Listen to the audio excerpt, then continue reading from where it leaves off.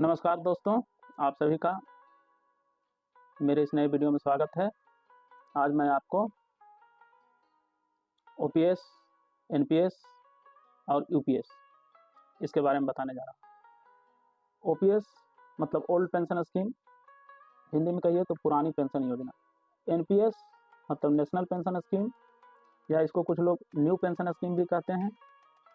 और अभी हाल ही में आया है यूपीएस, यूनिफाइड पेंशन स्कीम। इन तीनों के बारे में मैं आपको बताऊंगा, साथ ही यह भी बताऊंगा कि तीनों में सबसे ज़्यादा फायदेमंद कौन है, इसकी भी तुलना हम लोग करेंगे। तो चलते हैं, सबसे पहले पुरानी पेंशन योजना से शुरू करते हैं। 1 जनवरी 2004 से पहले जो भी लोग सेवा में आए थे उन पर ओपीएस लागू होता था। ओपीएस में कर्मचारी को रिटायरमेंट के समय पेंशन मिलता था। यह पेंशन उनके अंतिम वेतनमान पर निर्भर करता था। अंतिम वेतनमान का आधा पेंशन बनता था और उस पर फुल डियरनेस अलाउंस मिलता था। किसी कारण से अगर कर्मचारी की मौत होती थी तो उसके आश्रित को फैमिली पेंशन भी मिलता था। इतना ही नहीं, अगर कर्मचारी पर आश्रित उसके बच्चों में कोई विकलांग है, शारीरिक रूप से या फिर मानसिक रूप से, और अपनी आजीविका कमाने में असमर्थ है, तो उसको भी जिंदगी भर पेंशन मिलता था। यानी इसमें सामाजिक सुरक्षा की पूरी व्यवस्था थी।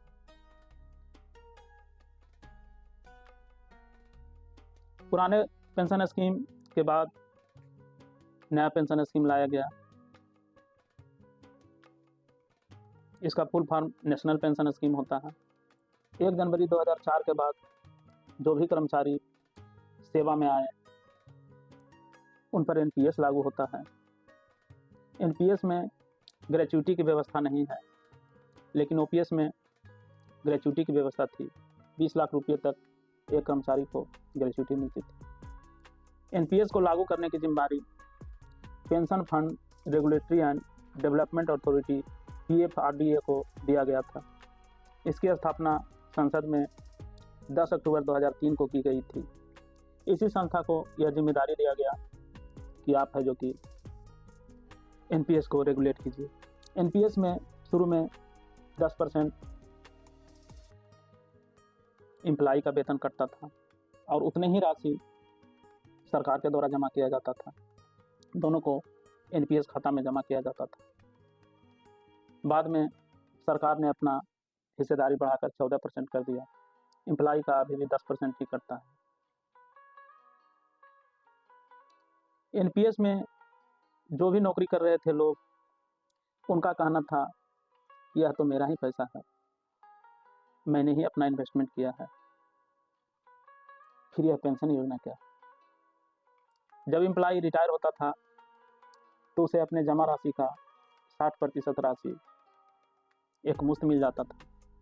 40% राशि निवेश के रूप में रहती है और उसी से जो पेंशन बनता है वह पेंशन के रूप में एम्प्लॉय को मिलता है। एनपीएस में ग्रेच्युटी की व्यवस्था नहीं है। इसमें फैमिली पेंशन की भी कोई व्यवस्था नहीं है, क्योंकि यह अनुदान आधारित योजना है। इसमें अपना पैसा निवेश कीजिए, कुछ पैसा सरकार देगी, वही पैसा रिटायरमेंट के बाद मिलेगा।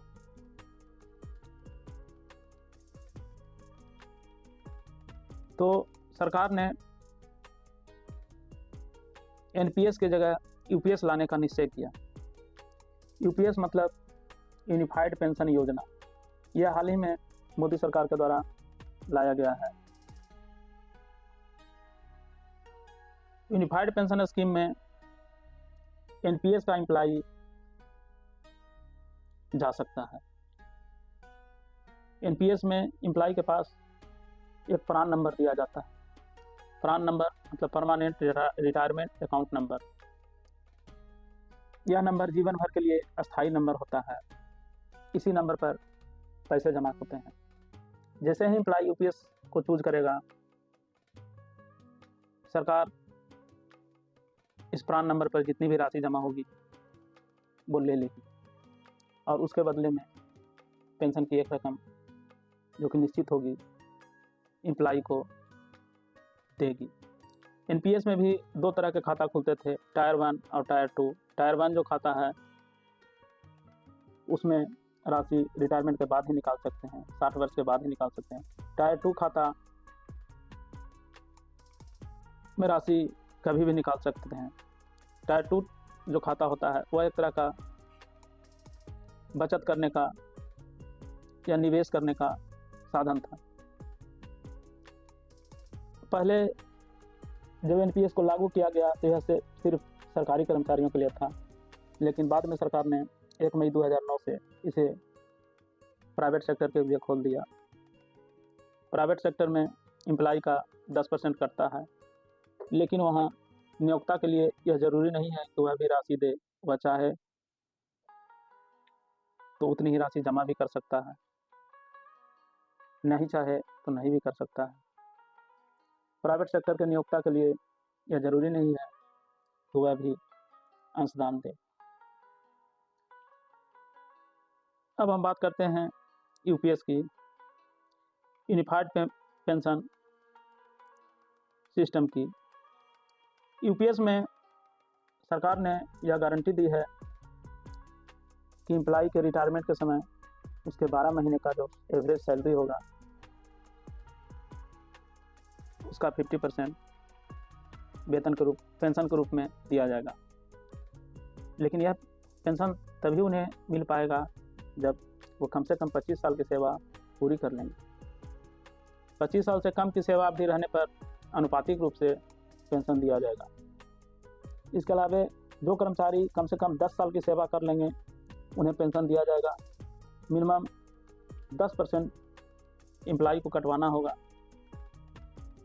सरकार अपने तरफ से पहले 14% देती थी, अब इसमें यूपीएस में अपना कंट्रीब्यूशन 18.5% कर दिया है। जो लोग मिनिमम 10 साल की सेवा कर लेंगे उनको कम से कम 10,000 का पेंशन दिया जाएगा। यानी कि मिनिमम पेंशन की गारंटी, कम से कम 10,000 पेंशन तो मिलेगा।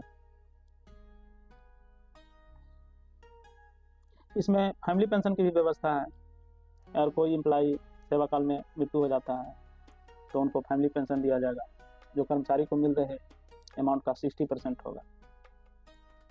पहले ओपीएस में यह 40% था, लेकिन यहाँ इसको बढ़ाकर 60% कर दिया गया है। इसके अलावा डियरनेस अलाउंस का फायदा भी यूपीएस में मिलेगा।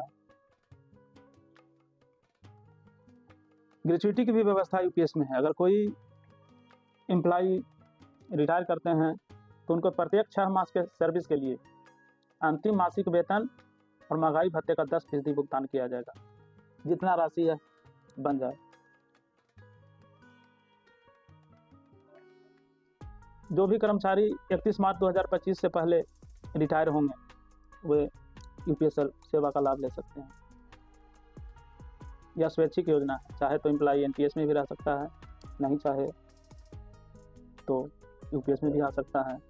यह कर्मचारी की इच्छा पर है। लेकिन एक बार अगर किसी ने यूपीएस में जाने का ऑप्शन दे दिया तो फिर रिटर्निंग का ऑप्शन नहीं है, यानी फिर से वह एनपीएस में नहीं आ सकता है। एक बार यूपीएस चुन लिया तो चुन लिया। तो ये थी दोस्तों संक्षेप में ओपीएस, एनपीएस और यूपीएस के बारे में जानकारी। अब हम लोग तीनों का तुलना करेंगे, तीनों में अच्छा कौन है। अभी मीडिया कहना है, विशेषकर गोदी मीडिया का, कि यूपीएस बहुत अच्छा है, ओपीएस से भी अच्छा है, एनपीएस से भी अच्छा है, तो मोदी जी का चमत्कार है। तो तीनों का हम लोग तुलना करते हैं। ओपीएस में कर्मचारी को पेंशन के लिए मीडिया के अनुसार यूपीएस बहुत अच्छी सेवा है, तो तीनों के हम लोग तुलना करते हैं। ओपीएस में एम्प्लॉय को सरकार को कुछ भी नहीं देना पड़ता था, किसी भी प्रकार का कंट्रीब्यूशन दे नहीं था। एनपीएस में एम्प्लॉय का 10% सैलरी इस मद में कट जाता है। यूपीएस में भी एम्प्लॉय का 10% सैलरी पेंशन देने हेतु काटा जाए। तो पहली बात तो यह है कि इसमें 10% सैलरी का लॉस है। यह अनुदान आधारित योजना है। अब इसके बाद पेंशन के मुद्दे पर भी विचार करते हैं। ओपीएस में 20 साल की सेवा करने पर फुल पेंशन मिलता है, जबकि यूपीएस में इसके लिए समय सीमा 25 साल रखी गई। तो बेहतर तो ओपीएस ही लग रहा है, यूपीएस कर्मचारियों के लिए बेहतर नहीं है। हाँ, यह एनपीएस से बेहतर ज़रूर है। फिर भी अगर एनपीएस और यूपीएस की तुलना करते हैं तो एनपीएस में आदमी को एक अच्छा खासा अमाउंट रिटायर होने पर मिल जाएगा, जबकि यूपीएस में से एक छोटा अमाउंट पेंशन के रूप में हर महीने मिलेगा। तो फिलहाल इतना ही दोस्तों।